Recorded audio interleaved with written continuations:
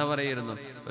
ഒരു കോമഡി വന്നത്, ഡോക്ടറെ അടുത്ത് പോയിട്ട് ഉറക്കം തന്നെയാണ് ഉറക്കം, എപ്പോഴും ഉറക്കമാണ് ഡോക്ടറെ, എന്താ ചെയ്യാന്ന് ചോദിച്ചു. ഒരാളുടെ അസുഖം വന്നതാ, എപ്പോഴും ഉറക്കം, രാവിലെ ഉറക്ക്, വൈകുന്നേരം ഉറക്ക്.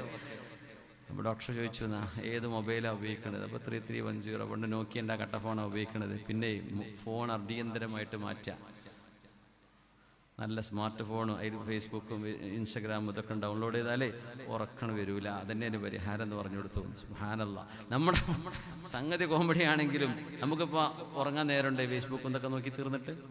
ഉറങ്ങുമ്പോൾ സമാധാനം വല്ലതും ഉണ്ടോ? ലോകത്തെ സർവ്വ ന്യൂസും തലയിൽ കയറ്റി എങ്ങനെ ഉറങ്ങാൻ പറ്റുക? നമുക്ക് വേണ്ടതും വേണ്ടാത്തതും ഒക്കെ മൊബൈലിൽ വരും. ഇതൊക്കെ നോക്കാൻ നിന്നാൽ മനുഷ്യന് മരിക്കാൻ നേരം കിട്ടും. അപ്പൊ നമ്മുടെ സമയം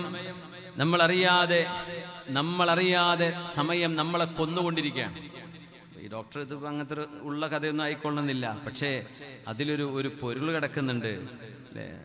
ശരിക്കും മര്യാദക്ക് ഉറങ്ങിയിരുന്ന ആൾക്കാർ ഇപ്പോൾ ഉറങ്ങാതായത്. കുട്ടികൾ സ്കൂളിൽ പോകുമ്പോൾ രാവിലെ ഉറക്കം തിരിച്ച് എന്താ സംഭവം, ഉമ്മാനോട് ഉറങ്ങാന്ന് പോയി പറഞ്ഞ് മൊബൈൽ കണ്ടിരിക്കുകരെ. പിന്നെ രാവിലെ എണീക്കാൻ പറ്റുമോ?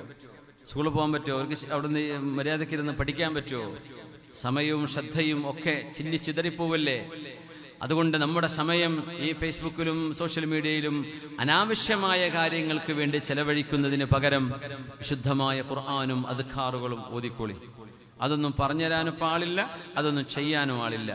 അതുകൊണ്ട് അദ്കാറുകൾ നമ്മുടെ ജീവിതത്തിന്റെ നിങ്ങളുടെ നാവ് ദിക്ർ കൊണ്ട് നനയണേ എന്ന് റസൂലുള്ളാഹി സ്വല്ലല്ലാഹു അലൈഹി വസല്ലം. ഖുർആൻ ഓതാൻ സമയമല്ല, ബാക്കി സർവ്വ പത്രങ്ങളും വായിക്കുന്നുണ്ട്, സർവ്വ വാട്സപ്പ് ഗ്രൂപ്പിലും ആൻസർ ചെയ്തുകൊണ്ടിരിക്കുന്നുണ്ട്. പക്ഷേ ഒരു പേജ് അള്ളാഹ്ക്ക് വേണ്ടി ഒരു ദിവസം ഓതാൻ പറ്റണില്ല. നമ്മളെക്കാട്ടും പരാജയപ്പെട്ടവർ പിന്നെ ആരാണ്? ഇതിനും വലിയൊരു ഷഖാ ഉണ്ടോ? അതേ മൊബൈലിൽ ഖുർആൻ ഓപ്പൺ ചെയ്യാൻ പറ്റും, ഒന്ന് ഓതിയാൽ മതി. ഒരു പേജ് അള്ളാഹ്ക്ക് വേണ്ടി ഓതുക. 100-200 പേജ് ആളുകളുടെ വാറോലകൾ വായിച്ചു തീർക്കുമ്പോൾ അള്ളാഹുവിന്റെ കലാമിനെ നമ്മൾ മൈൻഡ് ചെയ്യുന്നില്ല എന്നല്ലേ എൻ്റെ അർത്ഥം? പ്രൊട്ടക്ഷൻ ഇല്ലാണ്ടായി പോകും, പിശാച് തട്ടിയെടുത്തു പോകും. അള്ളാഹു കാത്തുരക്ഷിക്കട്ടെ. അള്ളാഹു എല്ലാവിധ ശർറും നമ്മൾ കാത്തുരക്ഷിക്കട്ടെ. ആമീൻ.